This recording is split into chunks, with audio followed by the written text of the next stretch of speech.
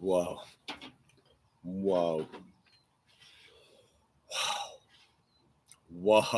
Sliding in here late. Whoa, ho. It's the illusion.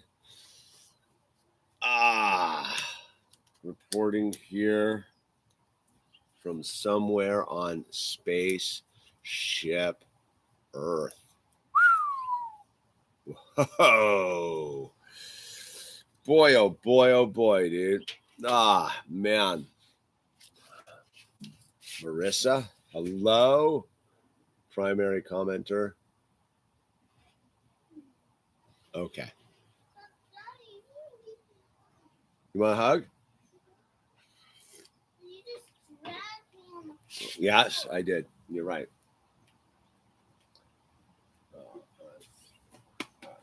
Love you, Daddy. I love you too, Birdie Bird. You're not mean. Okay, I'm glad I'm not mean. All right, yeah. Welcome to another edition of Sober Wednesday. Gunler, hello. But Baja Deep from somewhere on Spaceship Earth. Leggy Maggie's here. Kimmy, hello. Boy, oh boy, man. And Brendo, thank you, appreciate it. Coming in hot. William Shell, hello. Shy, I don't have my glasses on. We better just open it. God, grant me the serenity to accept the things I cannot change, the courage to change the things I can, and the wisdom to know the difference. So this stream is dedicated to those who suffer, which may be any one of us on a given day, and we all suffer differently. I come from the alcoholic school, depression, school of suffering, and many people suffer different ways. We talk here. We use the 12 steps as a template to get ourselves to a spiritual solution. All temporal problems have a spiritual solution, but getting there is the tough spot because we put a lot of obstacles in our way. Drugs, alcohol, Oreo cookies, overeating's a real problem. Health, fitness, gambling, sex. The list goes on and on and on. So whatever your problem is, mental health, and look, this really started out as an hour dedicated to those who are having suicidal thoughts, who are depressed, who are at the end of the ropes, who don't know what to do next. Your life's important. All of our lives are important. They've never been more important in the turning of human history than right now. So please, if you're suffering, reach out, chat with someone, establish contact, hang on, buckle up for an hour. If you're not someone here who is looking for a solution or who is suffering and you're a voyeur, you're more than welcome to hang out here too. We just ask that you keep the chat free of subjects that aren't related to sobriety, spiritual solutions, and whatnot. So all the other stuff we can do that at different times. This is for people who suffer or who have solutions. And like I said, I'm an alcoholic. I come from the school of Alcoholics Anonymous. This is not an AA meeting, though we do read how it works from the big book of Alcoholics Anonymous. How it works is a loose template that can be applied to whatever your spiritual problem is, whatever's keeping you from God. Like I said, the list is long, diverse, and infinite. And more people have more than one problem to face.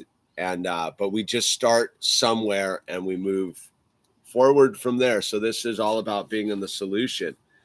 Chapter 5, how it works, page 58 of the big book Alcoholics Anonymous. To be clear, this isn't an AA meeting. Wherever you hear alcohol, you can replace food, sex, depression, whatever it may be. How it works. Rarely have we seen a person fail who has thoroughly followed our path. Those who do not recover are people who cannot or will not completely give themselves to this simple program. Usually men and women who are constitutionally incapable of being honest with themselves. There are such unfortunates. They are not at fault. They seem to have been born that way. They are naturally incapable of grasping and developing a manner of living which demands rigorous honesty. Their chances are less than average. There are those too who suffer from grave emotional and mental disorders, but many of them do recover if they have the capacity to be honest. Our stories disclose in a general way what we used to be like, what happened, and what we are like now. If you've decided you want what we have and are willing to go to any length to get it, then you're ready to take certain steps. At some of these, we balked. We thought we could find an easier, softer way, but we could not. With all the earnestness at our command, we beg of you to be fearless and thorough from the very start. Some of us have tried to hold on to our old ideas, and the result was nil until we let go absolutely. Remember that we deal with alcohol, cunning, baffling, powerful. Without help, it is too much for us. But there is one who has all power. That one is God. May you find him now. Half measures availed us nothing. We stood at the turning point. We asked his protection and care with complete abandon. Here are the steps we took, which are suggested as a program of recovery. 1, we admitted we were powerless over alcohol, that our lives had become unmanageable. 2, came to believe that a power greater than ourselves could restore us to sanity. 3, made a decision to turn our will and our lives over to the care of God as we understood him. 4, made a searching and fearless moral inventory of ourselves and admitted to God, to ourselves, and to another human being the exact nature of our wrongs. 6, we're entirely ready to have God remove all these defects of character. 7, humbly asked him to remove our shortcomings. 8, made a list of all persons we had harmed and became willing to make amends to them all. 9, made direct amends to such people wherever possible, except when to do so would injure them or others. 10, continued to take personal inventory when we were wrong, promptly admitted it. 11, sought through prayer and meditation to improve our conscious contact with God as we understood him, praying only for knowledge of his will for us and the power to carry that out. 12, having had a spiritual awakening as a result of these steps, we try to carry this message to alcoholics and to practice these principles in all of our affairs. Many of us exclaimed, "What an order! I can't go through with it." Do not be discouraged. No one among us has been able to maintain anything like perfect adherence to these principles. We are not saints. The point is that we're willing to grow along spiritual lines. The principles we have set down are guides to progress. We claim spiritual progress rather than spiritual perfection. Our description of the alcoholic, the chapter of the agnostic, and our personal adventures before and after make clear 3 pertinent ideas. A, that we were alcoholic and could not manage our own lives. B, that probably no human power could have relieved our alcoholism. And C, that God could and would if he were sought. He could and would if he were sought. Forget to seek him sometimes, don't we? Wow, yeah.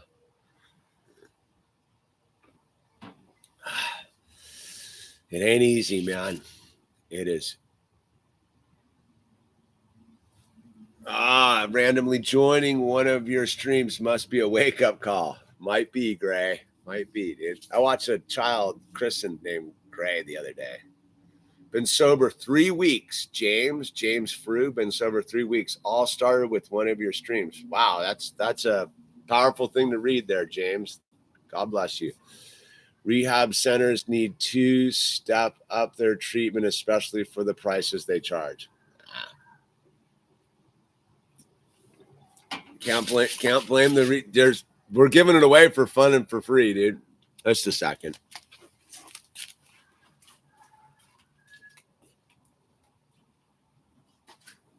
Are you making noise because it's good or bad?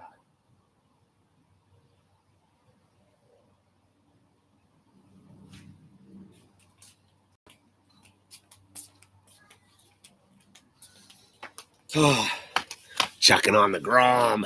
Grom giving me trouble today. So it never stops. You know what I mean? So okay.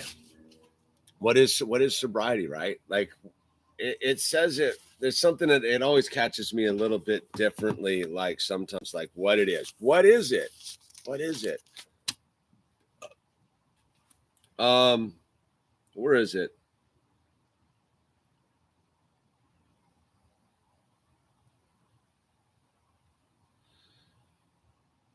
Some of us have tried to hold on to our old ideas until we let go. Absolutely. So again, I try to take this thing from a practical level. Like, right? Like life's, I'm not going to blow a bunch of smoke up anyone's rear end and be like, oh my God, like it gets so easy, dude. It doesn't. What gets easier constantly is the ability to deal with problems, right?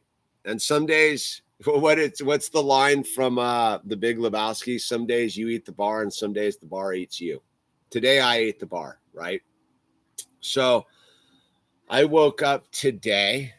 I'll just give you my day. So I woke up today and it all started off pretty mellow. And then we were doing some homeschooling and I was trying to like see if that payment had come through, a substantial payment had come through. So I'm online, right? And I can't get the bank website to come on my thing, right? So I'm like, all right, like, let me see if I need to update my MacBook, right?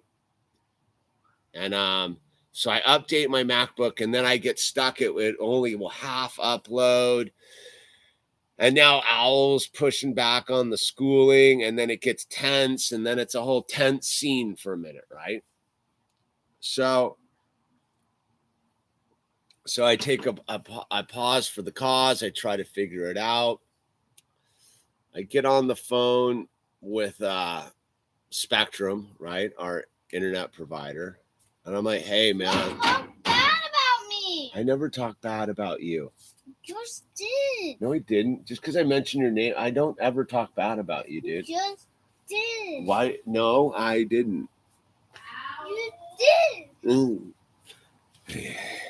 He's taking a whole different level.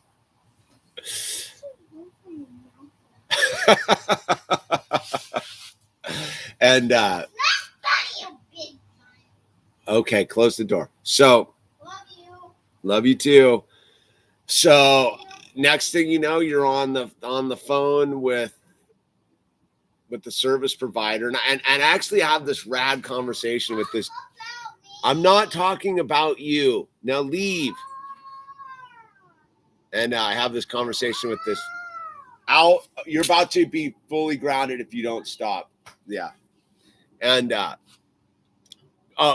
power to accept the things you cannot change, the courage to change the things you can, and the wisdom to know you different. So I knew I wasn't going to be able to fix my like computer needs, right? And I needed to find out what was going on with something else, blah, blah, blah. So the stress, life. So right then and there, I pause and I go, let me make some fresh juice. Let me like take care of myself for a moment. Let me do some self-care, right? So I pause when agitated, right? Halt, hungry, angry, lonely, tired. What is it?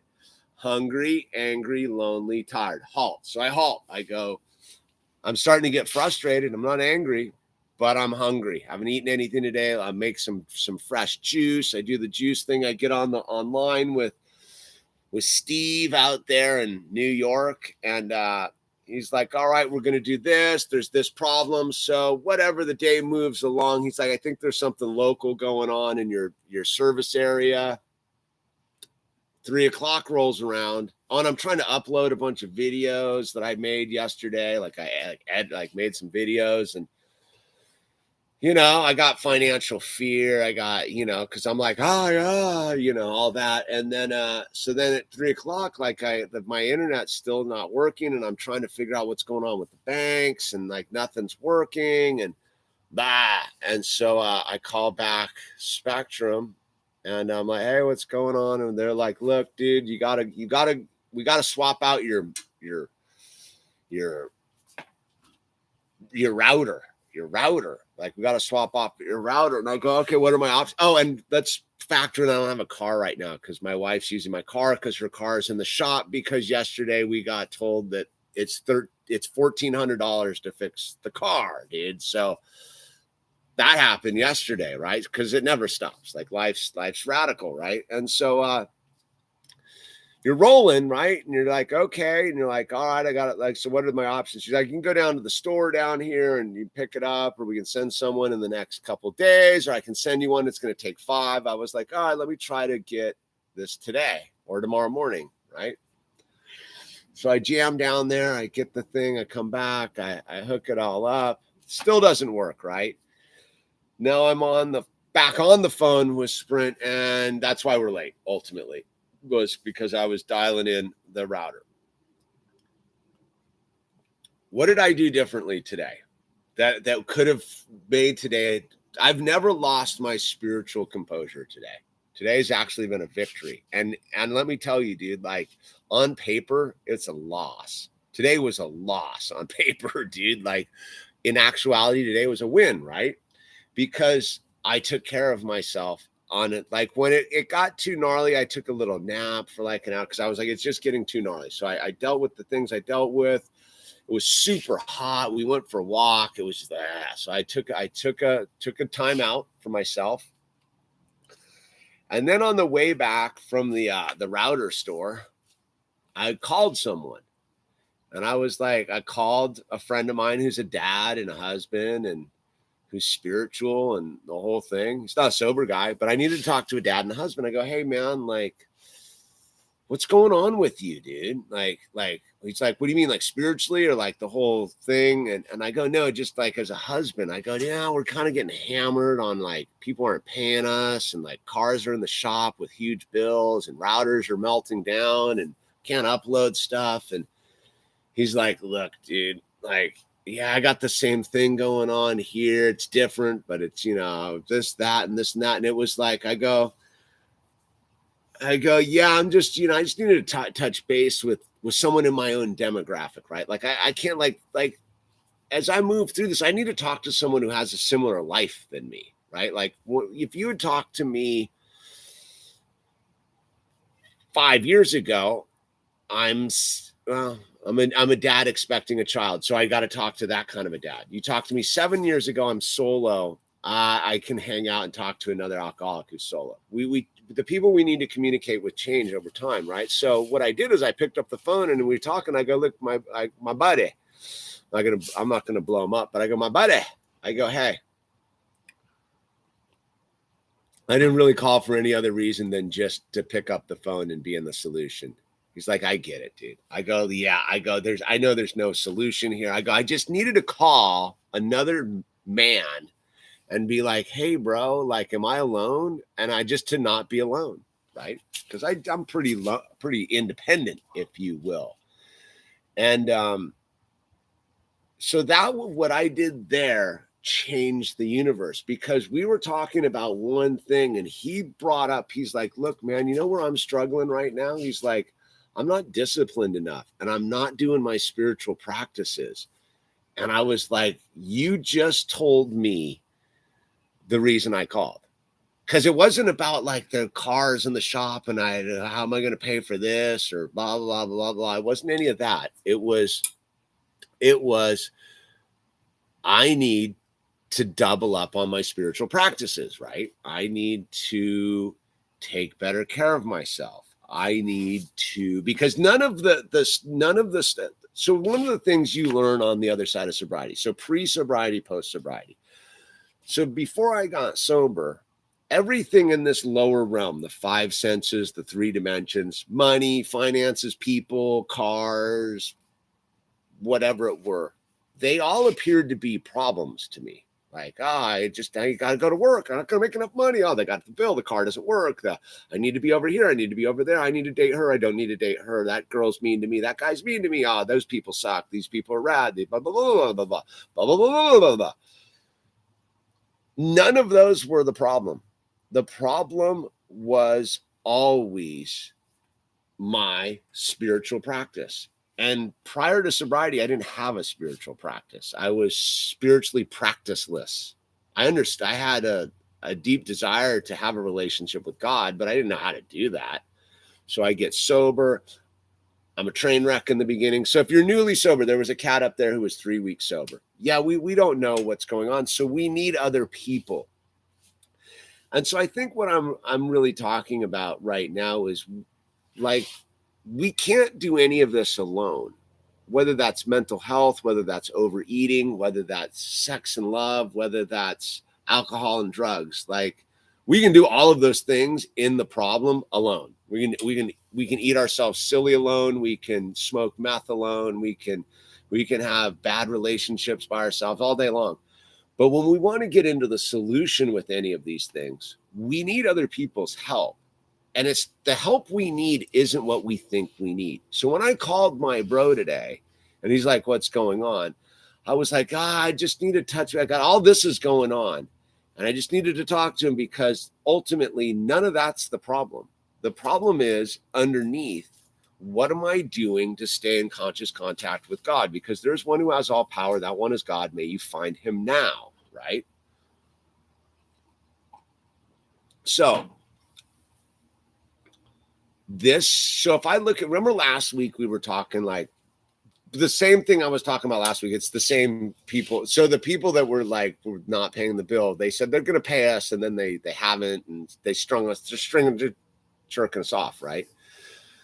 So what's different with last week versus this week? What's different with this Wednesday versus last Wednesday, right? Because I found the solution halfway through the conversation on last Wednesday's sober stream, because I didn't have the solution before I turned on the laptop, right, and did the thing.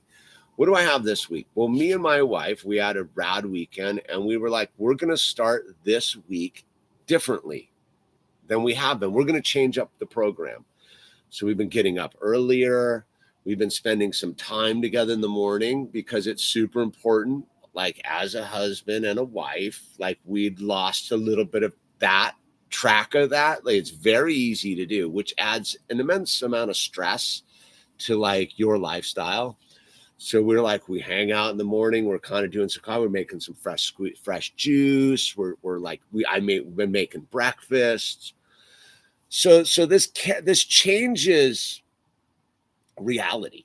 These simple things. See, most people like when their life's difficult. And let me tell you, I'm going to be super clear. My life the last 3 weeks has been a total train wreck, like a train wreck. Like it just hasn't stopped. It's just been a total train wreck.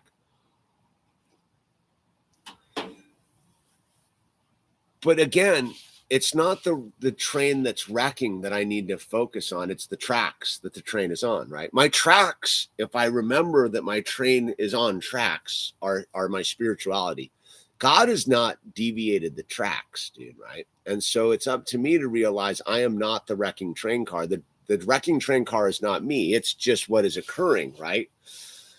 And so I got regrounded to the tracks, which enabled my people and my family to get regrounded to the tracks. See, as an alcoholic, we do have an overwhelming responsibility for the reality we live in, which is part of the reason we drank and used drugs and ate food and are depressed and suicidal and all these things, because the buck does stop with us. Like there's no one else to blame. But the difference between pre-sobriety and post-sobriety, the world I live in now, is there is one who has all power. That one is God. May you find him now. So again, is I can go at any time and realize this truth. I'm powerless. My life is unmanageable. I'm insane. And the only way out of that is the decision that I can make constantly to turn my will, my life over to the care of God, right? Because I do that, because I'm not doing this with self-will, I get to be pretty centered. And the more centered I am, that is a sort of ripple in the pond, if you, I don't even know what to say. So it calms everybody else down. We get into the solution. So yesterday at 4 o'clock in the afternoon, 3 o'clock in the afternoon, when the dude, because my wife came, all right, so we'll just give it, my wife came back. We started Monday solid. She came back Monday, like the car, the lights are flashing. It's madness. That like, so, you know, you got one of those cars with the instrument clusters just doing like Jacob's ladder, right? And so she's horrified.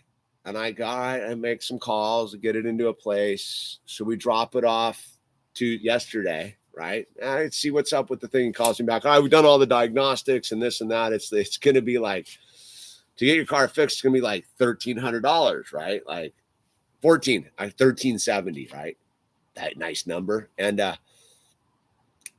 so when that number hit me, I'm powerless over that number, right? Like, again, God grant me the serenity to accept the things I cannot change, the courage to change the things I can, and the wisdom to know the difference. When I hear that number, I'm powerless over. There's nothing I can do to change the number of the dude. The dude's super cool. There's nothing I can do to change the number, right? It's 1370. I can get mad at the dude. I can get all in fear about it. I can get angry about it. I can be in a place of calm about it, right? So I go, all right, talk to the guy, go, okay, man, do what you got to do. Got to get the car rolling again, right? Because we're in Southern California. Like, got to have the cars. And because that moment didn't freak me out, right? Because I was like, okay, I was in full acceptance. I was like, it'll all work out. It's all going to work out. I know this because I'm sober. The dude who isn't sober doesn't know it's going to work out, right? Let me turn on the lights just a second.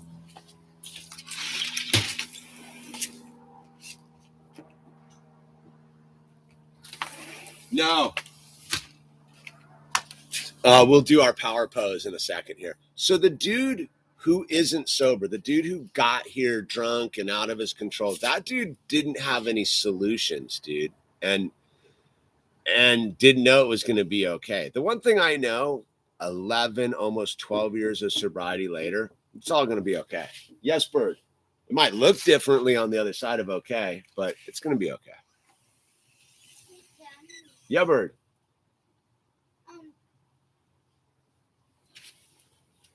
What up, buddy? What do you need? I'm not in the middle of my thing. What?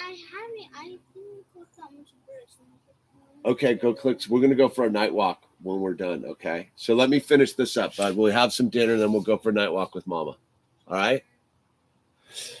So, everything is going to be okay. Okay. Well, will you close the door and let me finish this? So what I'm getting at is so compound that you move through the day. Al, can I finish what I'm doing, please? Thank you, bud. So sober guy at the moment gets the phone call. I can't affect change. The thing that I have control of is my own spiritual space. I have the wisdom to know the difference, right? So I'm in that space, right, of acceptance, not doormatish, not like it's like I got to figure this out. So when my wife comes home, she's had a real hard day. She had a kooky client, like whatever. She doesn't have a dude who's worried. I have a dude who's freaked out, like, oh my God, honey, like, well, how are we going to pull this off? Like, she's got a dude who's like, hey, honey, like, let's make some dinner. Let's chill. She's like, so what's up with my car? And I was like, oh, this is what it is. She's like, oh my God. I go, don't worry. We'll pull it off. It's all good. We got this. Right? That's sobriety. Because if I had at that moment been like, oh my God, like, that sucks. The BS. Blah. If I had gone to anger, any one of those things, but I stayed with God in the whole thing. God's like, dude, here's a test, right? Boom. Move to the next day. I start the next day new. Bum, bum, bum. Again, I never broke ranks on the whole thing. Yeah, Al and I had a moment today, like whatever, like that's standard stuff. But what I'm getting at is, here we are at 7:00 on a Wednesday night. Like, life hasn't mellowed out. Like, not one thing that I could be afraid of has been resolved, right? But the fact of the matter is that the energy of me not attacking the problem. In fact, one thing is resolved. The router's resolved. We have connectivity. That's it. That was a thing. That was like a micro test, right? So I look at things as like cyclical, right? So big problem, the next problem, the little problem that can get the wheels inside the wheels. Like today's problem was started with the router, solved with the router at the end of the business day. That one wheel. The bigger wheel is this car with the other thing. There's a bigger wheel going on with these people not paying us.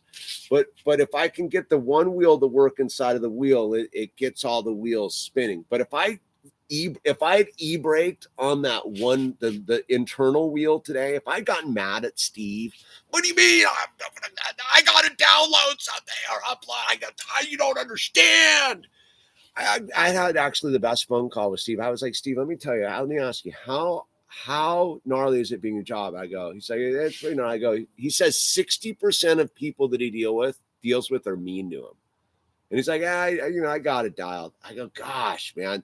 So for me, the sober dude was the dude I got a mountain of problems. I got enough reasons to scream at this dude. I didn't. I actually had a beautiful conversation with this dude, passed the love through the phone to some dude in upstate New York to let him know it's going to be okay. And I could have, you don't understand, Steve. This has got to work. It's got to work by 3:00. It didn't.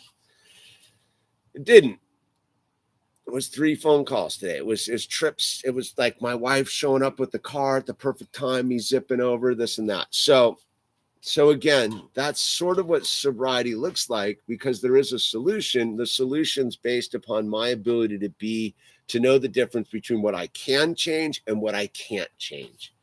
No amount of me getting mad, angry, or pissed off was going to make my router work. Wasn't going to fix it, dude. So I can't change that. What did cause it all to change was the one thing I can be in charge of is my attitude about it. My attitude allowed it to be solved today, right? Mm-hmm. Yeah, buddy. So let's do I'm going to do the power pose, and then we'll regroup on the thing, right? So what we've been doing now at the halfway mark is your body will convince your mind of certain things. So if you take your body and you put it in a position that you've had a happy experience, a victorious experience, a winning experience in, whatever that is. I do the middle of the concert, double fingers up, just rocking and rolling. That's my you put your body in that position for 2 minutes, and it tricks your mind into getting out of its funk. Right? So if you're having a funky day, and even if you're not, dude, we're going to do a 2-minute victory pose and pause.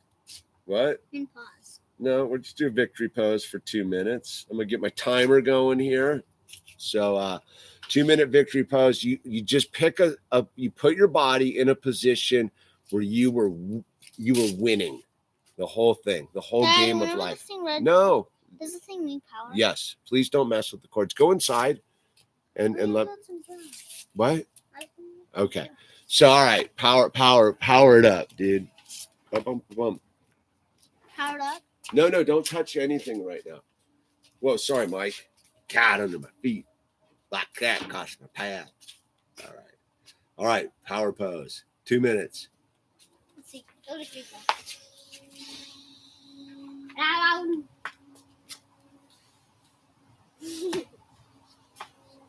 Don't. Please. All right, come on.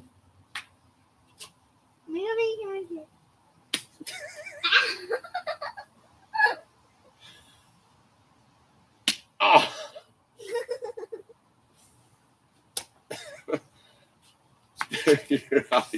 You don't get 2 minutes of that. No, come on. Run away. Watch it. Power pose, dude. Just tell me when it's up.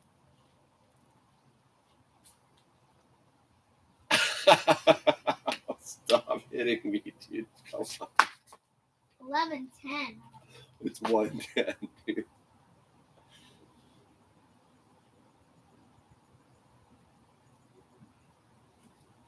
Ready. No, don't hit anything. Go. Scram, dude. It's already that now. We got 53 seconds left of the power pose. Get in your power pose, dude, with me. Pick a pose. There you go. What kind of other poses are there? Just pick one, dude. Any one you want.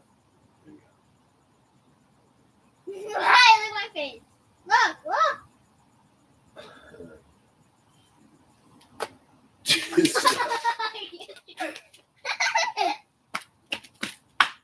I'm going to do so.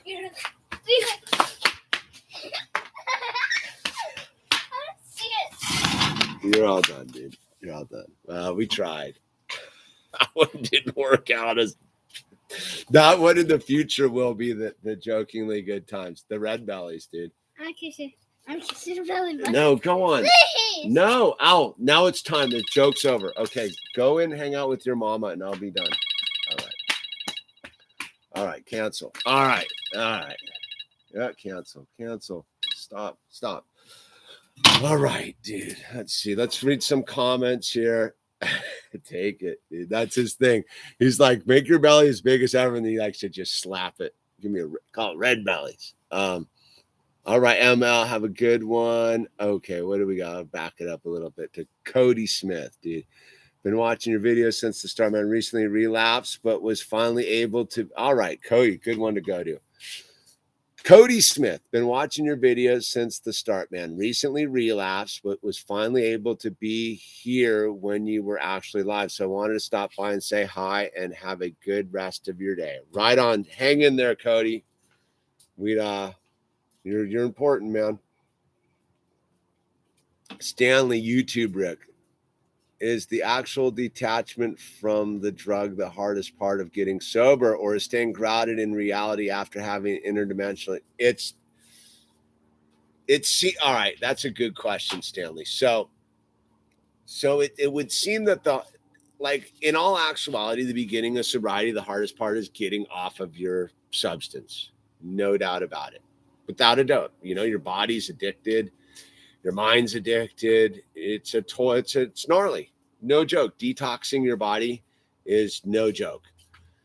But in all actuality, the hardest part of sobriety is staying in a positive mental attitude. It's staying in conscious contact with God, not letting life kick your ass. Because drugs and alcohol essentially were the solution to the problems of life. And now you don't have your simple solutions anymore, which is just to get wasted or eat some pizza or hook up with someone or whatever it is. So now your solution's gone, which means that you have to just deal with it. And if you don't have tools to deal with it, i.e. picking up the phone, doing some work, gratitude lists, taking care of yourself, whatever it may be, it's brutal. And it can be brutal even with it. So yeah, like the first part of sobriety or drug addiction, getting sober, is detoxing your body. The next part after you detox your body is detoxing your mind. And then once you detox your mind, you have to retrain your neural net. And that retraining of your mind is only done through experiences, right?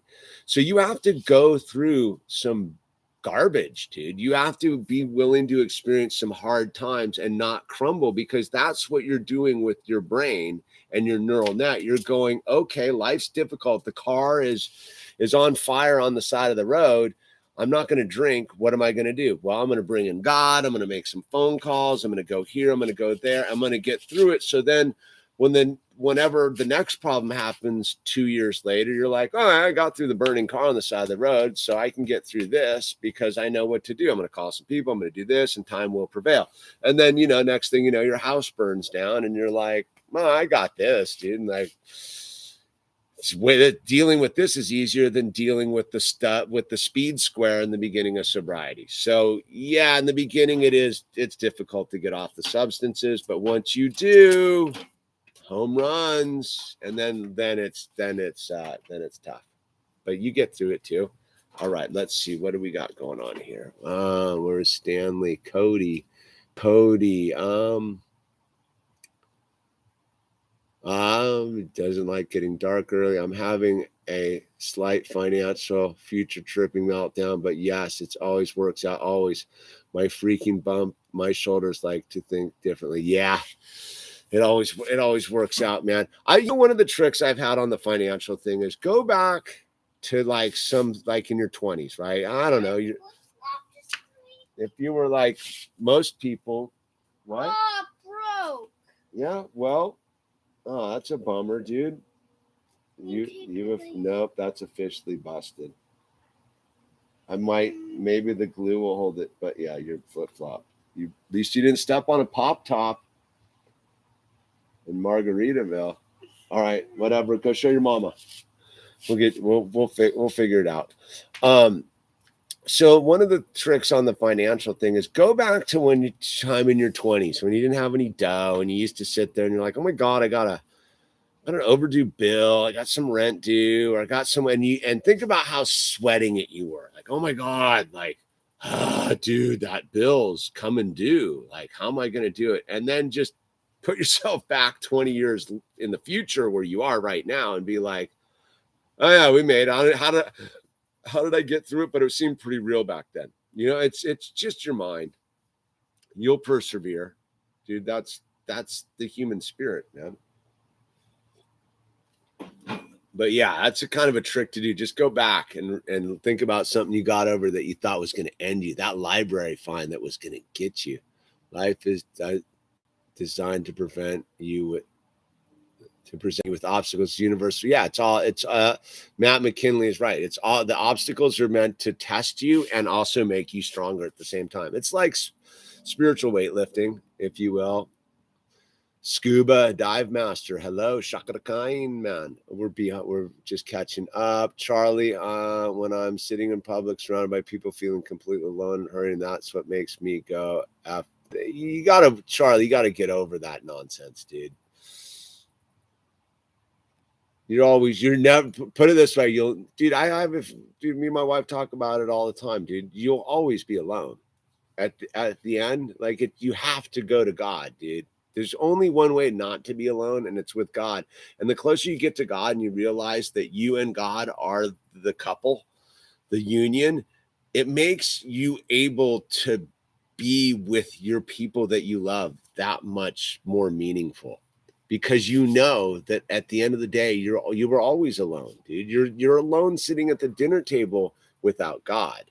God reminds you that you're not alone. And then you can sit at the dinner table and be in grace and dignity. So it's right on, Matt. Ben Barber House, dude. Thank you for the red, Ben Barber House. That's super generous. I appreciate that. PTSD and TBI from stress make recovery difficult. And you know what, man? I'm going to be like, you can make anything you want difficult recovery, dude. It's not the problem. It's what you do with the problem. With the flip-flop thing, look, we can't solve it at this time of night. We'll figure it out, though, bud, okay? That Gorilla Glue might work. I don't know. I'll give it a shot. Oh, so Owl, you're doing the thing where you're not in the solution. Hey, here, we'll try this with me. God grant me the acceptance. It's advanced technology knowing the difference thing, man. Poor guy blew out his favorite flip-flops, dude. His first pair. Is that your first flip-flop blowout? Yeah, it'll get easier over time. Trust me. Don't worry about it, but we'll fix it. We'll fix you right up, dude. Or you could. Okay. Al, can I?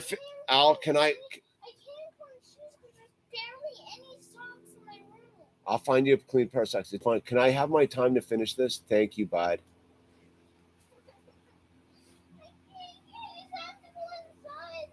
Go inside and let me. I got 15 minutes left, and then I'm all yours. Okay, we've established that. Can you go inside and talk to your mom about it? Mom will help you out. Okay, but I'm in the middle of something, Al. And if you interrupt me anymore with it, you're big trouble, man.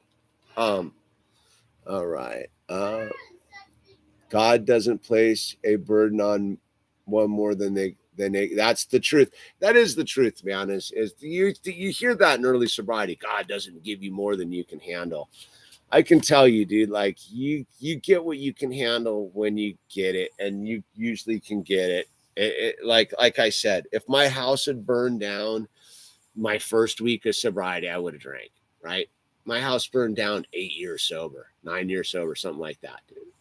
Just took it in stride, dude. It was super hard, super difficult, super brutal. And yet I didn't drink over it. And that's all you got to do. That's the goal. Remember, like, no matter how burly the problem is at the time, your goal is just to get to the pillow that night without adding more damage and more trouble to your own life, right?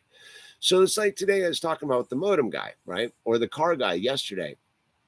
The one thing I didn't do was make my life more difficult by being like, was I mean to that guy? Was I rude to that guy? Did I take it out on somebody? Did I scream at my neighbors? Blah, blah, blah, blah, right? So it becomes this thing where, right on,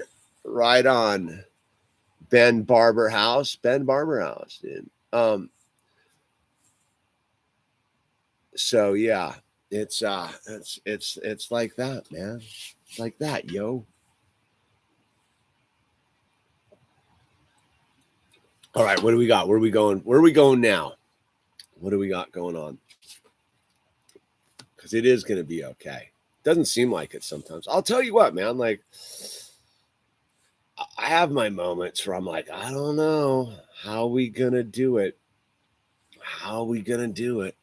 How are we going to do it? And I can tell you, even this moving the steps backwards, it's always turned out to be better on the other side. If you had asked me when I'm standing there, 10 days after the fire, right? 10 days after the wire, all the drama's going down, and I got nothing except a car, small child.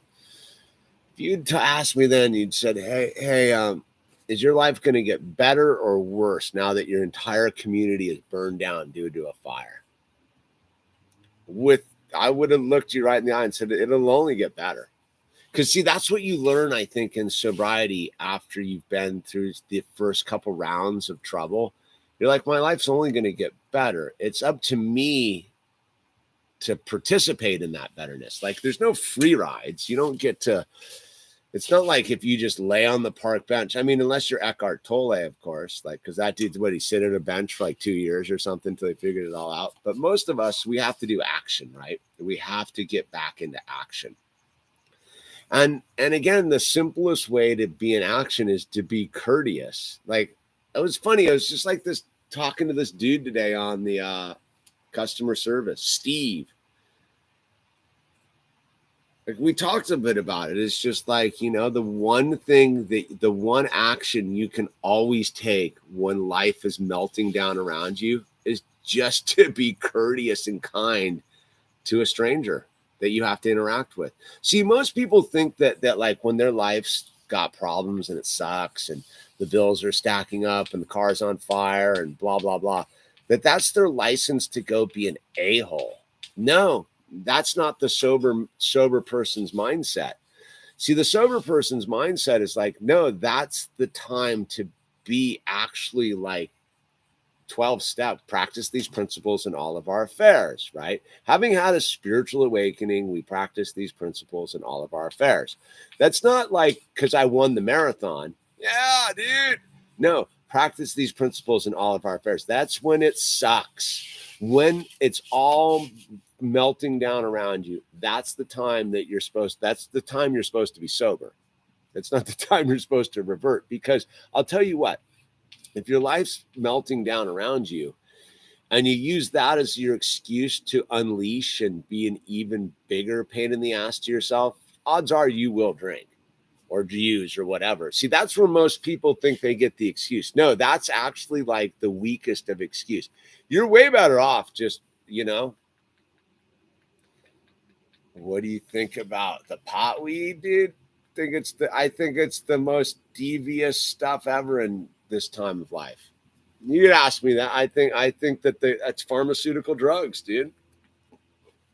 I think you're crazy to think that weed is benign. I don't do California sobriety, by the way. Like, dude, weed's a drug, dude. And if you know anything about Ed Rosenthal and all those dudes like that, the stuff you're smoking now, that ain't weed.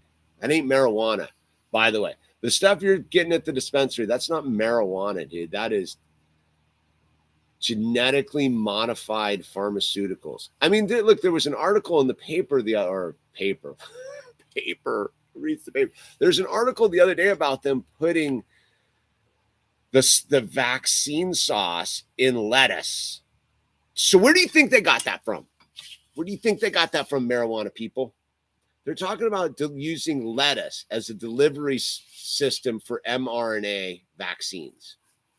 You think they're not dosing out your pot weed that you get from the dispensary that you can't function on? Like, oh my God, it makes me so much better off. No, the more and more I move through, I'm a pro freedom guy. As a sober dude, you can do whatever you want to do. You want to get drunk and stoned and drive around and be an idiot, like that's your business. You get to answer for that, and you get to deal with God on that, and you get to clean up your own mess. My take as a sober dude is one of the most devious things going on right now in the thing is the pot game is totally like sinister because it's been made like all benign, like, dude, just get out, it's all legal, bro. I got a prescript, bro. Yeah, dude, go to Colorado, dude. Paying for stuff, paying for cops. So now I'm a big. The more and more I move through the time, the more and more I'm becoming a full on anti-government weed guy. Like I said, you grow your own, man. I don't know. Maybe it's a different thing. I don't know. Look. Oh yeah. Don't expect perfection from yourself. It's very clear. It's very clear in the passage I read, dude. None of us. Well, we're here. We'll get right back to it. It's super. Having had a spiritual awakening. Where is it? No one amongst us has been able to maintain anything like perfect adherence to these principles. We are not saints. So yeah, this isn't a perfection game. This is a progress game. We claim spiritual progress rather than spiritual perfection. So I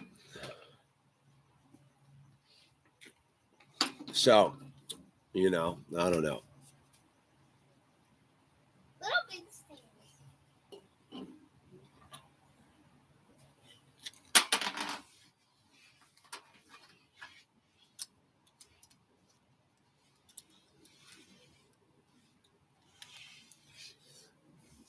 As a cannabis farmer, it's hilarious what people make themselves believe about cannabis. Yeah, that it's some benign substance. Yeah, I get it. That it's all healthy for you, that it's organic, that it isn't just dosed with stuff. Yeah, it's a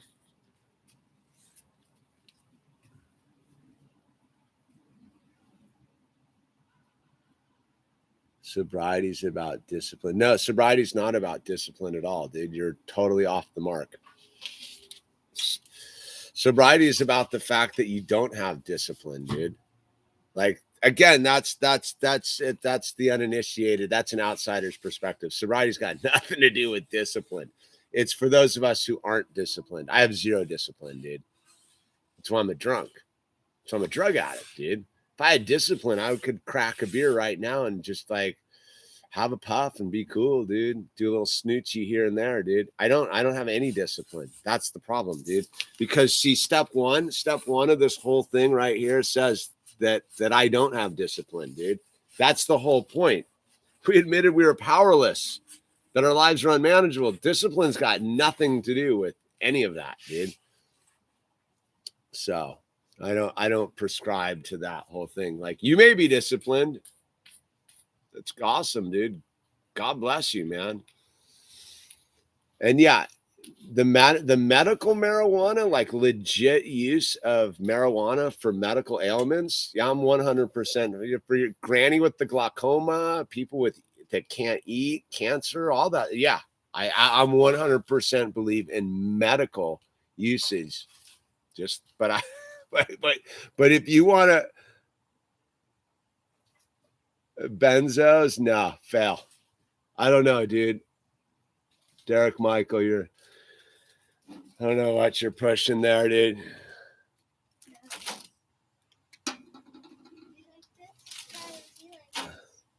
Um, 11 years sober, that takes discipline. No, that's again, there's no discipline in it, dude. In fact, it's anything but discipline. It's constantly knowing, yeah, that's rad, dude. It's constantly knowing I don't have discipline. Like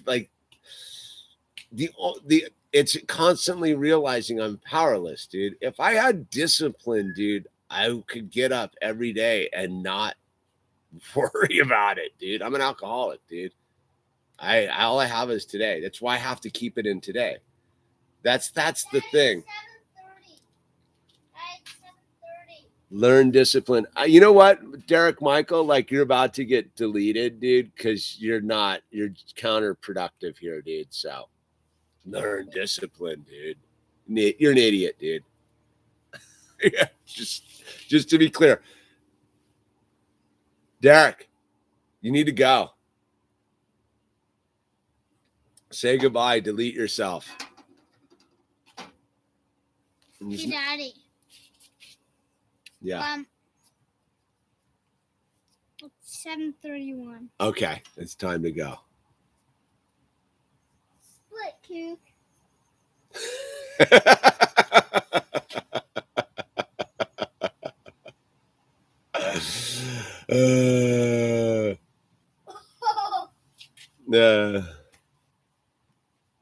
It's not, dude. I don't know. All right, good night, everyone. Oh, so we're here at the thing. So look, man, we're here at the end of the whole gig here on a Sober Wednesday.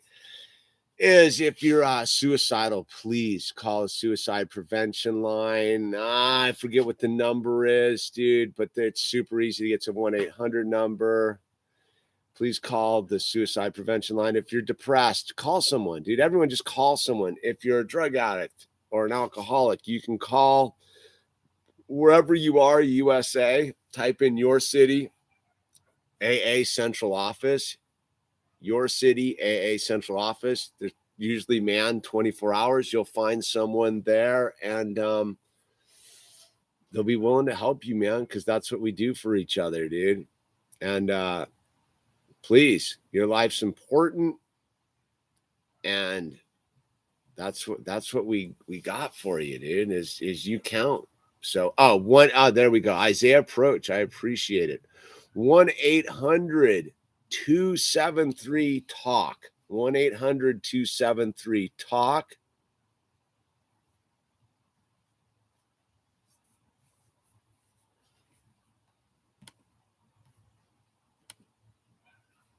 Derek didn't get the clue there, dude. I always like on the final note, I always like the people that obviously have no idea what they're talking about in the sober game, being like trying to condemn it and being like, you have no idea. You have no idea, Mr. Pot farmer guy with discipline, what it's like to be an alcoholic, dude. So you probably should just stay away from people that are actually trying to help each other because you don't know. And so you giving advice is actually, you could kill someone doing that, you know? So maybe Derek, you should have a moment of self-reflection and go, you know what? I probably should stay out of there. Yeah, it's gnarly, dude. It's no joke, dude. So with that said, it's all going to be okay. And with that said, good night. All right, see you next Wednesday on a Sober Wednesday. I'll say goodbye. Bye. And did that kook split? Yeah, we split them.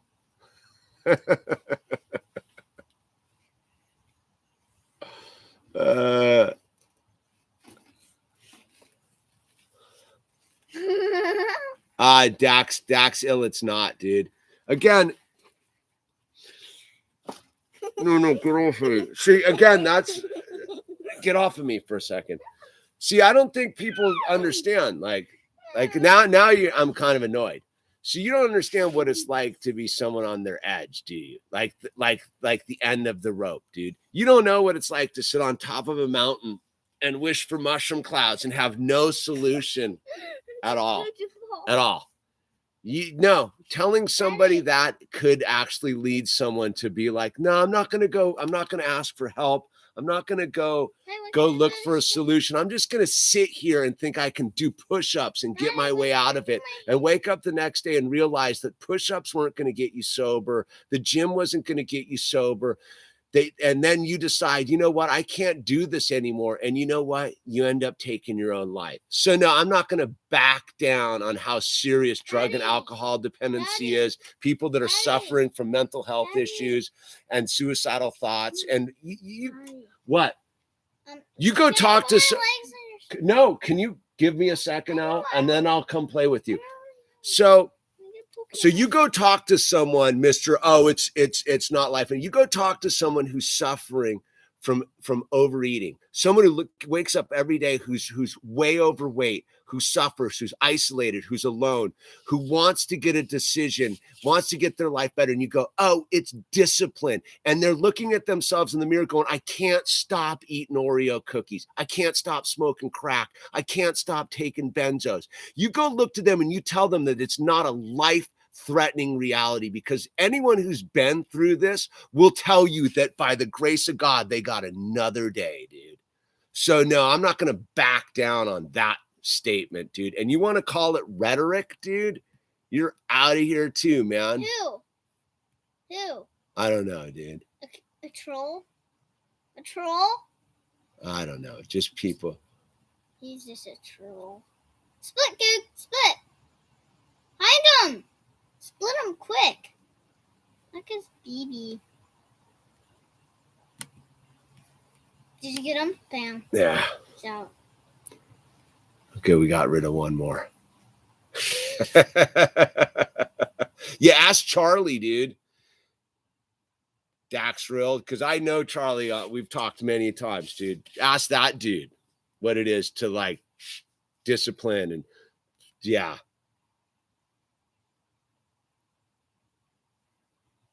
Thank you, Bethel.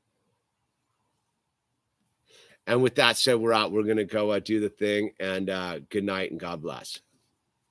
All right. You can climb on my shoulders, dude. All right. Now we're clear. Glasses. And my glasses.